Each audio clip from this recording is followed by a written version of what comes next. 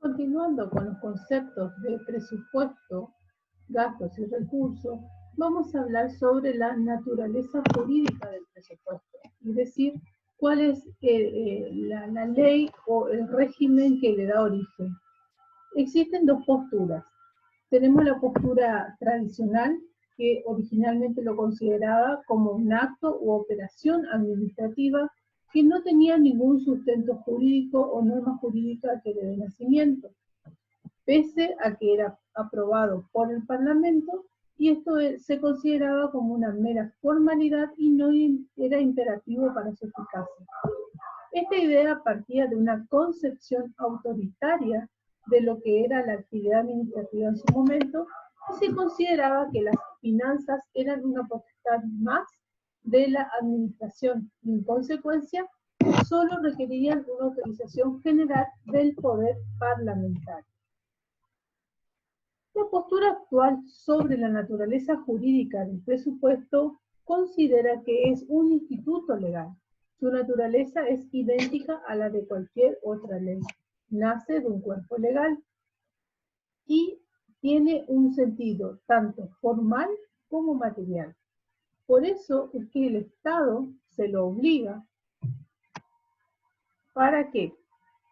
La Corte Suprema, en su jurisprudencia, ha sostenido que el Congreso Nacional no solo se limite a aprobar el proyecto de ley presupuestaria, que está en vía del Ejecutivo, sino como cualquier otra ley, se lo introduce con las modificaciones de acuerdo al sistema económico que está imperando, las medidas políticas o las promesas de campaña que se van a elaborar, que se estime prudente. Lo mismo ocurre con el presidente, que puede promulgar u observar parcial o totalmente el proyecto de ley que le devuelve al Congreso. ¿Cuáles son las funciones del presupuesto? Tenemos, el presupuesto cumple con las siguientes funciones. Racionaliza los recursos públicos.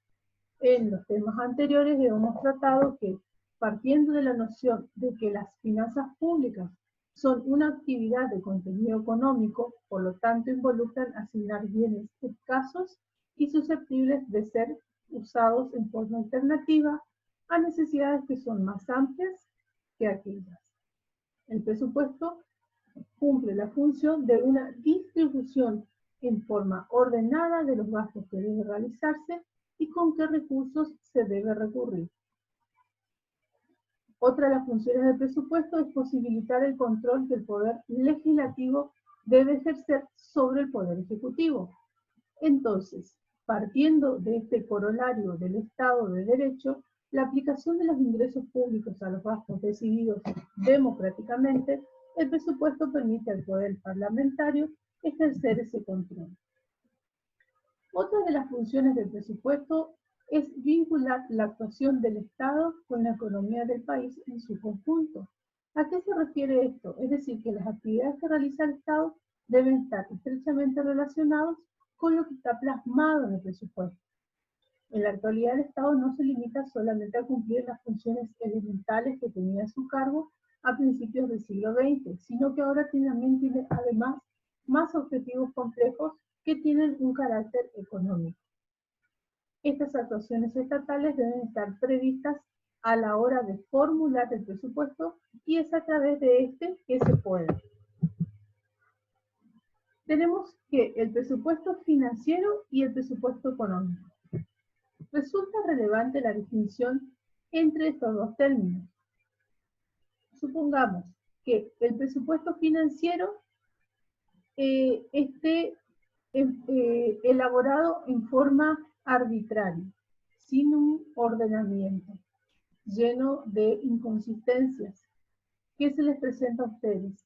En su economía, si ustedes no tienen un orden o una prelación de las actividades en cuanto a la forma en que van a realizar sus gastos, van a llegar a un momento en el cual van a estar totalmente desfinanciados y no van a tener un control o un seguimiento de la forma en que ustedes realizaron esos gastos. Por eso es importante que el presupuesto financiero se entienda como un instituto jurídico que se plasma a través de una ley y que contiene previsiones para un ejercicio contable de los ingresos públicos y los gastos públicos. Ustedes van a prever en su economía qué gastos van a realizar. Van a establecer un orden de prioridades. El Estado hace lo mismo. En cuanto al presupuesto económico, decimos que es un concepto más amplio que el financiero, que es lo que está netamente jurídico, sino que es el concepto del conjunto de documentos que contienen las cuentas nacionales, cuadros económicos, estudios y previsiones económicas sobre las principales variables de toda la economía nacional. No solamente está en el presupuesto económico lo del sector público durante un tiempo determinado, sino que es un instituto que carece de contenido jurídico, ya que no es una norma, sino un elemento informativo sobre un plan económico del país y las previsiones del gobierno. ¿Cómo se clasifica el presupuesto público? Tenemos el presupuesto funcional, que hace referencia a la asignación de los gastos según el tipo de servicio al que se destina. De acuerdo a sus funciones, tenemos defensa, seguridad, educación, administración pública, actividad productiva. La clasificación más útil dentro de este esquema es lo que se intenta entre gastos corrientes o gastos de un mero consumo, y también tenemos que diferenciar los gastos de inversión. Otra de las clasificaciones que tenemos es el presupuesto por programa. El presupuesto por programa se encuentra estructurado según la actividad desarrollada por el Estado para alcanzar ciertas metas. Es decir, se hace una estructura de participación en función a las tareas que va a desarrollar. Se ligan los gastos con los determinados objetivos concretos y de esa forma se realizan los distintos presupuestos programados o elaborados por distintos sectores. Otro de los presupuestos que tenemos dentro de la clasificación es el presupuesto base cero.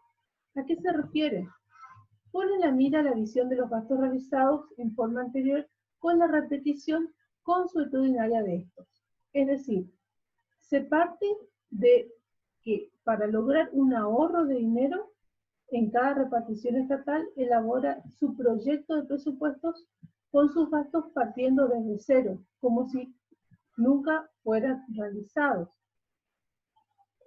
Sirve por su eficiencia en la asignación de recursos, ya que cada unidad de gasto debe justificar anualmente el presupuesto que pretende. En cuanto al presupuesto plurianual, o de varios años, es la previsión presupuestaria que abarca 2 años calendario o más, es decir, la vigencia del presupuesto no está contemplada dentro de un ejercicio económico, o 365 días, sino puede abarcar más periodos, o 2 años o más. El principio constituye una salvedad al principio de anualidad, es decir, la excepción.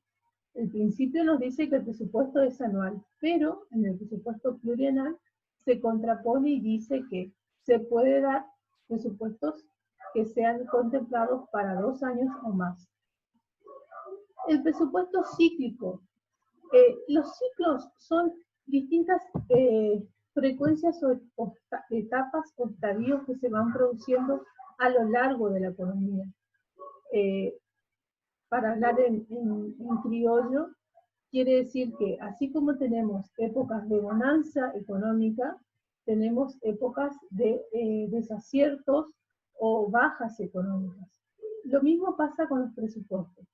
El presupuesto considerado cíclico son ciclos en los cuales la economía del país se halla en expansión y otras se hallan en depresión o recesión. Entonces, este presupuesto es una técnica basada en la confección de ciclos económicos que logren compensar los años de alza y de baja dentro de esa economía del país. Tenemos el presupuesto ordinario y el extraordinario. El ordinario es un reflejo de la actividad tradicional entre gastos corrientes y habituales con respecto a los gastos extraordinarios. Deben ser cubiertos en forma respectiva mediante los ingresos ordinarios o extraordinarios. Lo que quiere decir es que deben exponerse de manera separada los gastos que son de forma recurrente, por ejemplo, salud, educación, de gastos que sean extraordinarios, por ejemplo, inundaciones, quemas de pastizales, catástrofes, etc. Bueno, vamos a continuar con otro video. Me quedó una clasificación más de presupuesto. Presupuesto operativo de inversión. El presupuesto operativo es el que refleja los gastos de funcionamiento de las actividades de la administración en condiciones normales. ¿Qué quiere decir? Operativo es de las operaciones normales que realizan en forma repetitiva. Toda estructura de gobierno tiene una agenda de actividades a realizar en forma periódica, normal, a lo largo de sus gestiones, de los años de campaña en los que se encuentre, y consecutivamente en todos los gobiernos, independientemente del tipo de partido político que impere. En todos los casos se van a realizar tareas de inversión en educación, en justicia, en lo que es infraestructura, es decir, siempre son repetitivos.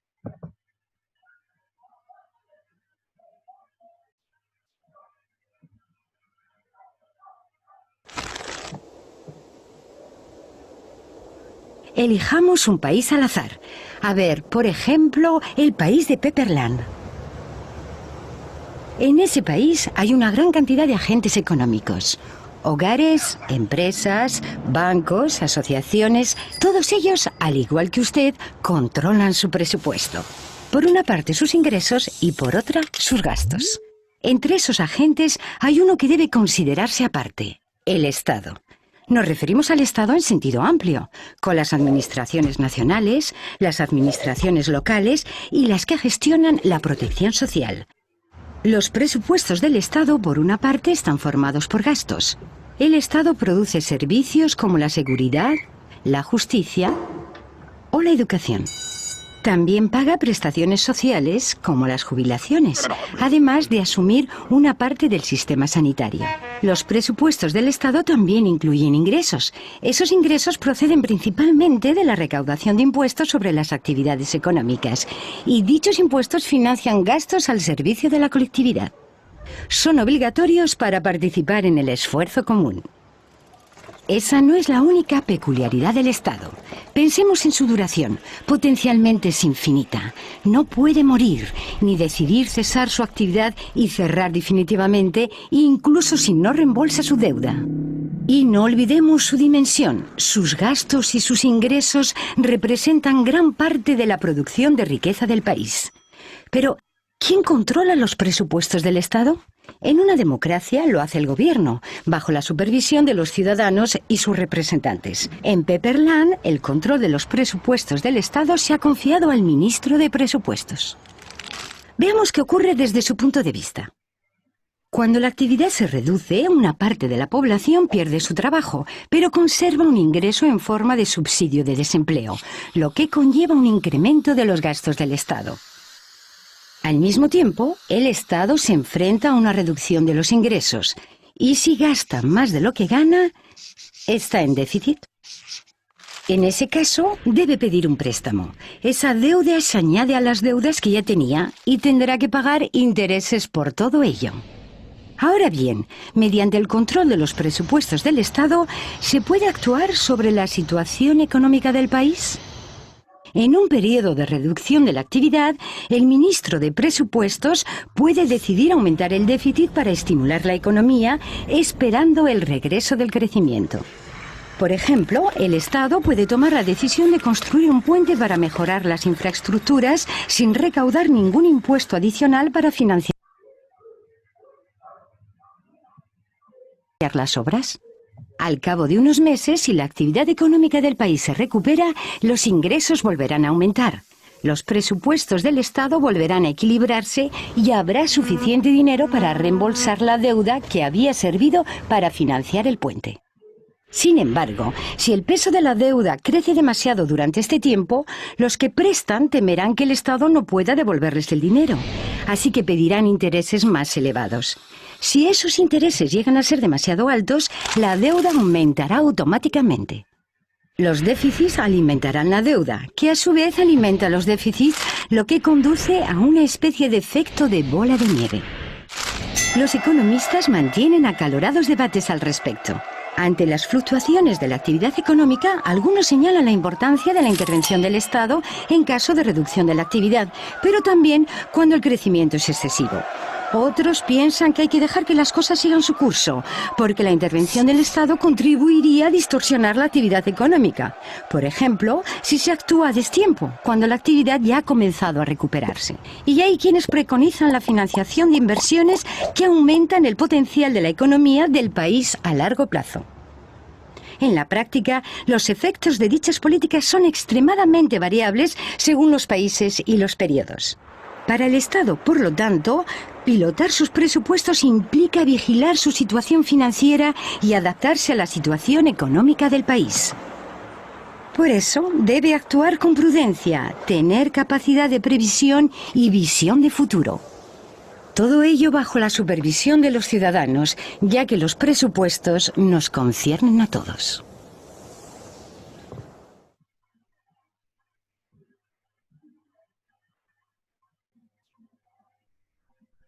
De economía y seguimos con el tema de presupuesto público o presupuesto nacional. Habíamos hablado ya de los fundamentos en el video anterior y de lo que les voy a hablar ahora son de los pasos que tengo que llevar adelante, que tiene que llevar un gobierno adelante al momento de presentar, preparar y luego ejecutar un presupuesto. En principio hay que elaborar el presupuesto, ¿correcto? Lo primero que tienen que hacer es ponerse de acuerdo tres de los integrantes más importantes del Poder Ejecutivo, ya que el presupuesto lo elabora el Poder Ejecutivo. ¿Quiénes son esos tres personajes? Bien, en principio el ministro de Economía, que es el que se va a encargar de toda la parte que tenga que ver con la economía real, con el crecimiento del PBI, con la disminución de la tasa de desempleo. Esa es la persona que va a manejar el tema de las obras públicas y va a enfocarse también en la parte de qué área de la industria o del comercio o de los servicios es la que conviene desarrollar dentro de la economía en la cual está desarrollando el presupuesto. El segundo actor en esta película, que es la de elaboración del presupuesto, es el presidente del Banco Central. El presidente del Banco Central tiene como función fundamental defender el poder adquisitivo de la moneda nacional. Para eso va a tratar de mantener lo más baja posible la tasa de inflación, controlar la oferta monetaria y mantener un alto nivel de reservas. Entre los dos, entre el ministro de Economía y el presidente del Banco Central, van a estar discutiendo, van a tratar de ponerse de acuerdo, ya que seguramente el ministro de Economía será un poco más tendrá tendencia a aceptar una tasa de inflación que es quizás un poco más alta, con el objetivo de conseguir mejor desarrollo, mejor nivel de PBI y más baja tasa de desempleo. Por otro lado, un correcto asesor, un correcto presidente del Banco Central va a tratar de mantener el poder adquisitivo de la moneda lo más estable posible y la cantidad de reservas lo más altas posibles para mantener su estructura de política monetaria, estructura monetaria. ¿Quién va a ser las veces de mediador entre estos dos polos opuestos? Bueno, ahí va a estar el presidente de la Nación, quien va a ser las veces de orientador político, guía, y va a terminar decidiendo cuando no se pongan de acuerdo ni el presidente del Banco Central ni el ministro de Economía. Una vez que se pusieron de acuerdo en los lineamientos generales de la política económica que van a establecer en el presupuesto, van a tener que estimar unos determinados índices, porque ahora ya se terminó el tema de hablar y vamos a tener que ir a los números, y vamos a tener que ellos van a tener que estimar determinados índices.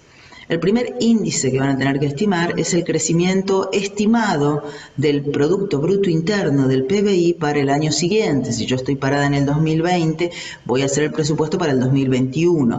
Entonces yo tendría que establecer o tratar de estimar, en función del conocimiento que van a tener mis asesores, el PBI para el 2021. Ese PBI puede ser crecimiento o puede ser decrecimiento. El segundo ítem que voy a tener que tener en cuenta es el y estimar también es la tasa de inflación esperada para el año que viene, para el año 2021. Se estimará la tasa que correspondan, se pondrán de acuerdo y eso va a ayudar para poder estimar el porcentaje del monto de los ingresos esperados y también del gasto público esperado.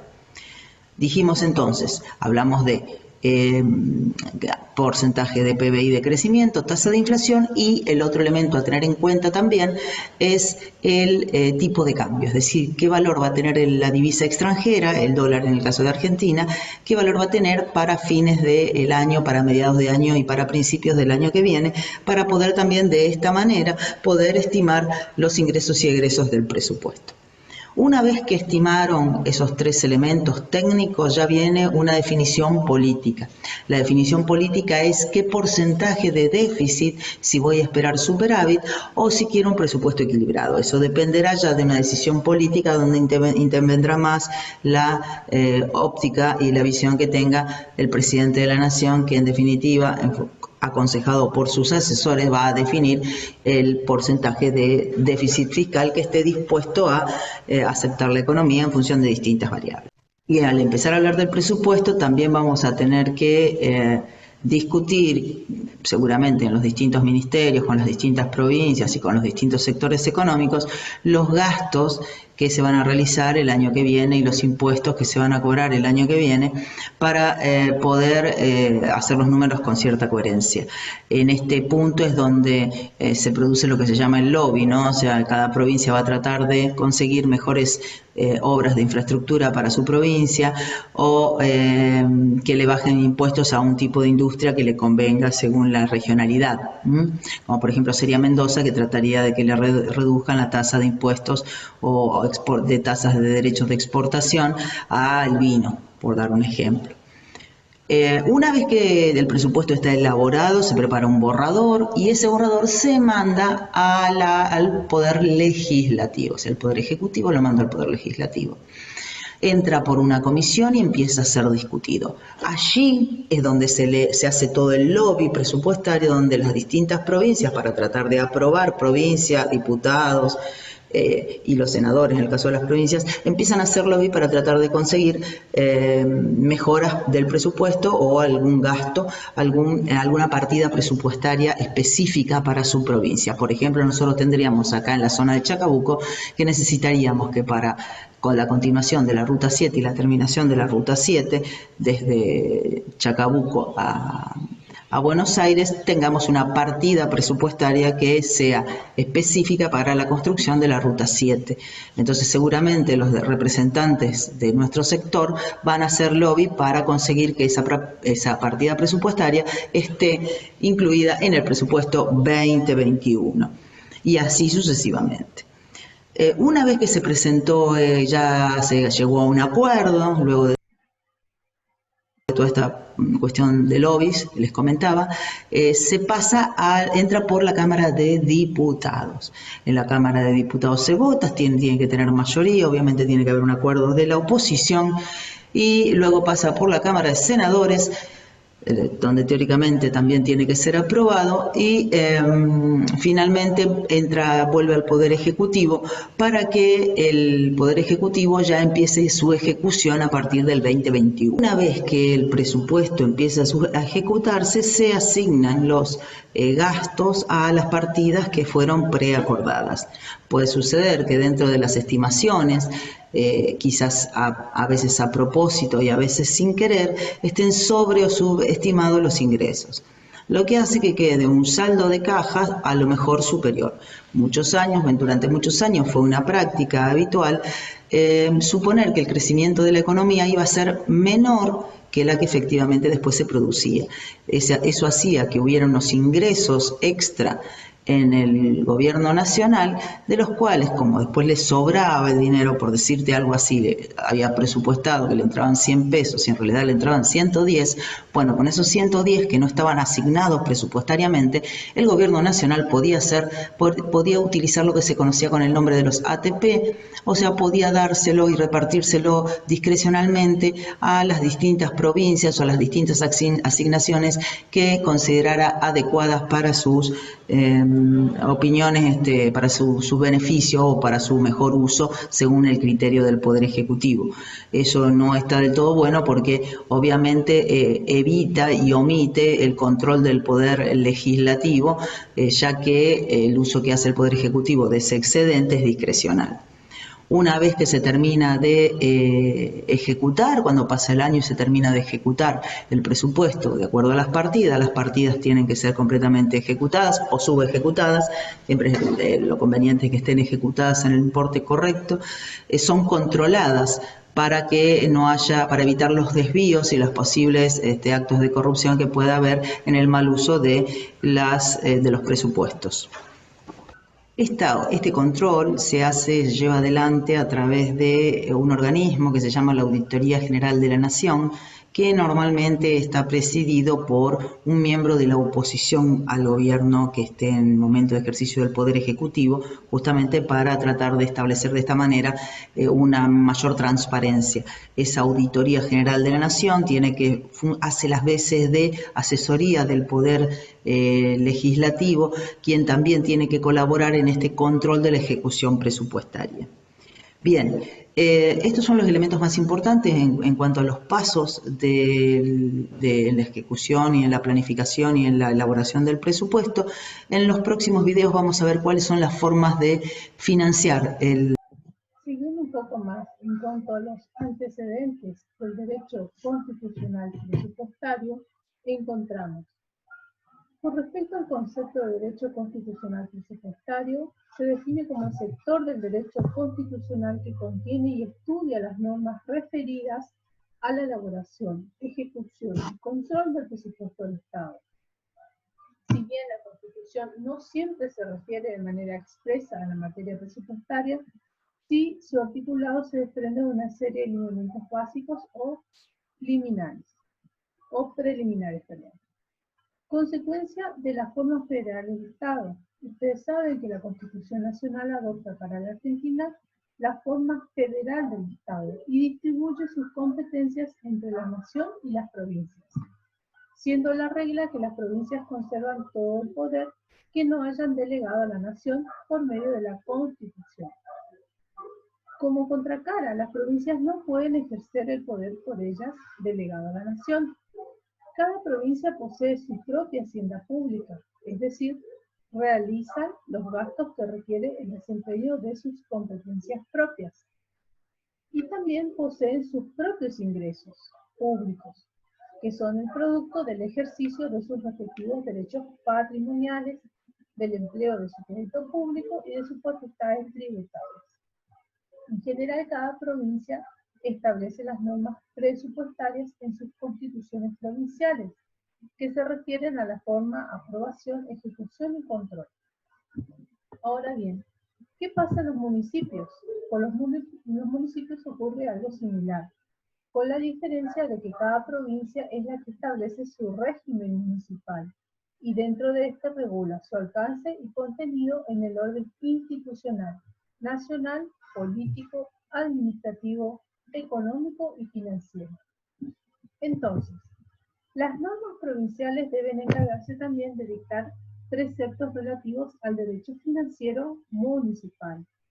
Por esto es que cada municipio, en el uso de su autonomía, debe dictar su presupuesto anual para establecer sus gastos propios y los recursos con los que cuenta, pero siempre siguiendo lo que las normas provinciales establecen en cuanto a la forma, la manera de aprobarlo, la forma de publicarlo y el control.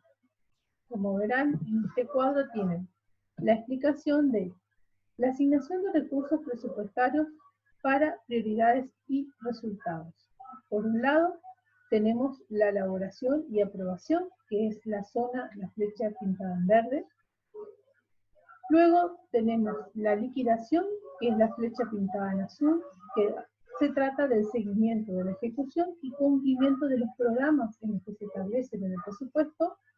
Y la flecha, que es en color naranja, tenemos un análisis y valoración de los resultados obtenidos, que es la ejecución. Como ustedes notarán, es un círculo que va girando y quiere decir que todos están relacionados y concadenados. Para recordar, como decimos, la finalidad del Estado es financiar las actividades que son propias de su ejercicio. Esas actividades deben ser financiadas y la única forma en que el Estado puede brindarlas es a través de la obligación fiscal o extrafiscal con su poder de imperio de exigirle a los ciudadanos del pago de los impuestos, tasas y contribuciones especiales. Lo importante es identificar la brecha de atención a las necesidades de las poblaciones que son específicas.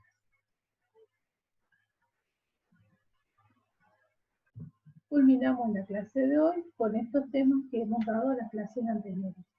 ¿Cuáles son las fuentes de recursos públicos para ir recordando, refrescando y enlazando los temas? Sabemos que el Estado tiene recursos monetarios, recursos de crédito público, recursos que son gratuitos, recursos de las empresas, recursos tributarios propiamente dicho, que es lo que trata netamente lo que es el presupuesto y la forma en que se autofinancia el Estado, recursos patrimoniales propiamente dicho, es decir, de los niños, son los bienes que posee el Estado en su conjunto, y recursos por sanciones patrimoniales, que está dada por las multas y penalidades de carácter pecuniario que el Estado posee, por ejemplo, violación de normas de tránsito. Bueno chicos, todo por hoy, y continuamos la clase que viene con más contenido sobre el presupuesto. Muchas gracias.